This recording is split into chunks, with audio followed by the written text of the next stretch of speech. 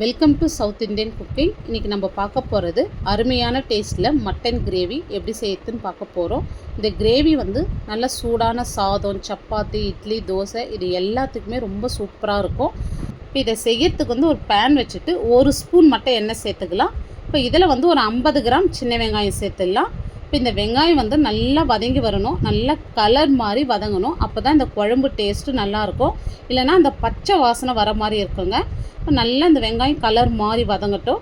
இப்போ பாருங்கள், இந்த அளவுக்கு நல்லா கலர் மாதிரி வதங்கியிருக்கு பாருங்கள், இந்த அளவுக்கு வதங்கணும். இப்போ வந்து இதில் ஒரு 2 துண்டு பட்டை, 1 ஏலக்காய், ஒரு 3 கிராம்பு சேர்த்துடலாம். இப்போ இதிலே வந்து அரை ஸ்பூன் சோம்பு, இப்போ 1 ஸ்பூன் மிளகு, அரை ஸ்பூன் சீரகம், அரை ஸ்பூன் வந்து கசகசா சேர்த்துருங்க. இப்போ இது சேர்த்த பொருள் எல்லாமே லைட்டாக வதங்கி வரட்டும். இப்போ இந்த அளவுக்கு வதங்கி வந்ததும் இப்போ பெரிய தக்காளியை 2 தக்காளி எடுத்து ரஃப்பாக கட் பண்ணிவிட்டு சேர்த்துங்க.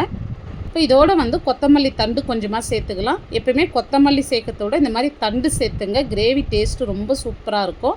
இப்போ தக்காளி ஓரளவுக்கு வதங்கி வந்தால் போதும், நிறைய வதங்க தேவையில்லை. இப்போ இதோடு வந்து 2 ஸ்பூன் மல்லித்தூள், 1/4 ஸ்பூன் மஞ்சள் தூள், 1 ஸ்பூன் சில்லி பவுடர் சேர்த்துடலாம். இப்போ இதை சேர்த்ததுமே ஸ்டவ் ஆஃப் பண்ணிவிட்டு அந்த சூட்லேயே வந்து மிக்ஸ் பண்ணி விடுங்க. இப்போ இது நல்லா ஆறட்டும். இப்போ இது ஆறின பிறகு வந்து நம்ம ஒரு மிக்ஸி ஜாரில் சேர்த்துடலாம். இப்போ பாருங்கள், ஆறின பிறகு மிக்ஸி ஜாரில் சேர்த்துட்டேன். இதில் கொஞ்சமாக தண்ணி சேர்த்து நல்லா நைஸாக அரைச்சி எடுத்துங்க. பாருங்கள், இந்த அளவுக்கு நல்லா நைஸாக அரைக்கணும். நம்ம சேர்த்த மிளகு சீரகம் எல்லாம் நல்லா நைஸாக அரைப்படணும். இப்போ ஒரு குக்கர் வச்சுட்டு 2 டேபிள் ஸ்பூன் எண்ணெய் சேர்த்துட்றேன். இப்போ எண்ணெய் சூட இருந்து ஒரு 1/4 ஸ்பூன் சோம்பு, ஒரு பிரிஞ்சி இலை, கொஞ்சமாக கருவேப்பிலை சேர்த்துடலாம். இப்போ ஒரு 100 கிராம் வந்து சின்ன வெங்காயம் எடுத்து 2 கட் பண்ணி வச்சுருக்கேன். ஒரு பெரிய வெங்காயம் வந்து நீல வாக்கில் மெலிசாக கட் பண்ணி வச்சுருக்கேன். இப்போ நீங்கள் சின்ன வெங்காயம் மட்டும் சேர்க்கறது இருந்தால் 150 கிராம் சின்ன வெங்காயம் சேர்த்துங்க. இப்போ இந்த வெங்காயம் வந்து சீக்கிரமாக வதங்கி வரத்துக்கு கொஞ்சமாக வந்து நான் உப்பு சேர்த்துக்கிறேன். உப்பு சேர்த்து வதக்க சொல்ல வெங்காயம் வந்து சீக்கிரமாக வதங்கி வரும். இப்போ பாருங்கள், இது நல்ல கலர் மாதிரி நல்லா வதங்கி வரணும். அப்போ தான் இந்த குழம்பு டேஸ்ட்டு நல்லாயிருக்கும். இப்போ பாருங்கள், வெங்காயம் வந்து நல்ல கலர் மாதிரி வதங்கி வந்திருக்கு. இப்போ வந்து இதில் 2.5 ஸ்பூன் இஞ்சி பூண்டு விழுது சேர்த்துடலாம். இப்போ நான் சொல்கிற அளவு எல்லாமே 1 kg மட்டனுக்கான அளவு தாங்க நான் சொல்கிறது. இப்போ இஞ்சி பூண்டுலேயே வந்து கொஞ்சமாக கொத்தமல்லி சேர்த்து நல்லா வதக்கி விடுங்க. இப்போ இஞ்சி பூண்டு சேர்த்ததுமே வந்து அடிப்பிடிக்கிற மாதிரி இருந்துச்சுன்னா இந்த இடத்துல கொஞ்சமாக தண்ணி சேர்த்து வதக்கி விடுங்க. அப்போ தான் இந்த பச்சை வாசனை போயிட்டு நல்லா வதங்கி வரும். இப்போ நான் 1 kg அளவு மட்டன் எடுத்து நல்லா வாஷ் பண்ணிவிட்டு எடுத்து வச்சுருக்கேன். இப்போ இதை வந்து அப்படியே குக்கரில் சேர்த்துடலாம். இப்போ இதை சேர்த்துட்டு இப்போ இதுக்கு தேவையான அளவு உப்பு சேர்த்துருங்க.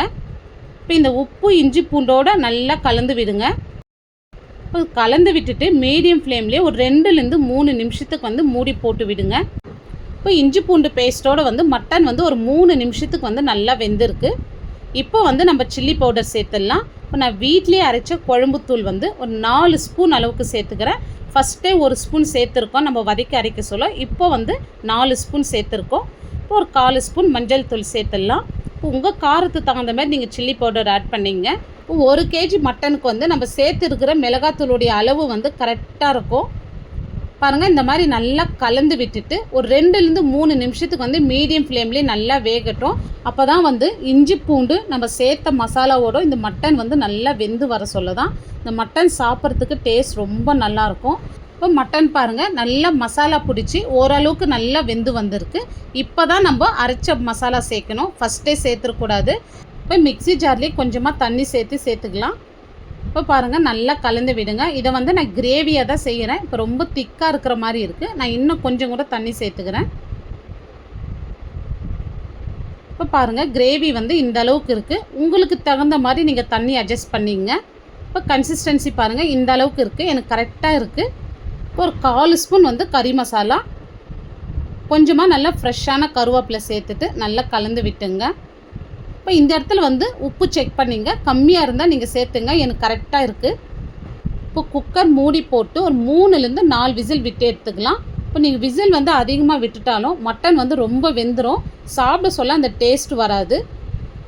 இப்போ நான் 4 விசில் விட்டு இப்போ பாருங்கள் குக்கர் ஓப்பன் பண்ணியிருக்கேன். இப்போ இதுக்கு மேலே வந்து பொடியாக நறுக்கின கொத்தமல்லி சேர்த்துட்டா நம்மளுக்கு அருமையான டேஸ்ட்டில் வந்து மட்டன் கிரேவி சூப்பராக ரெடி பண்ணியிருக்கோம். இது நல்ல சூடான சாதம், சப்பாத்தி, இட்லி, தோசை இது எல்லாத்துக்குமே ஒரு சூப்பர் காம்பினேஷனாக இருக்கும். இந்த வீடியோ உங்களுக்கு பிடிச்சிருந்தால் கண்டிப்பாக நீங்கள் ஒரு முறை செஞ்சு பாருங்கள். லைக் பண்ணுங்கள், ஷேர் பண்ணுங்கள். நம்ம சவுத் இந்தியன் குக்கிங் சேனலை ஃபஸ்ட் டைம் பார்க்குறவங்களா இருந்தால் சப்ஸ்கிரைப் பண்ணிவிட்டு அப்படியே ஆல்ன்ற ஆப்ஷனையும் கிளிக் பண்ணிவிடுங்க. அப்போ தான் நான் போடுற வீடியோ உங்களுக்கு உடனுக்குடனே நோட்டிஃபிகேஷனாக வரும். தேங்க்ஸ் ஃபார் வாட்சிங்.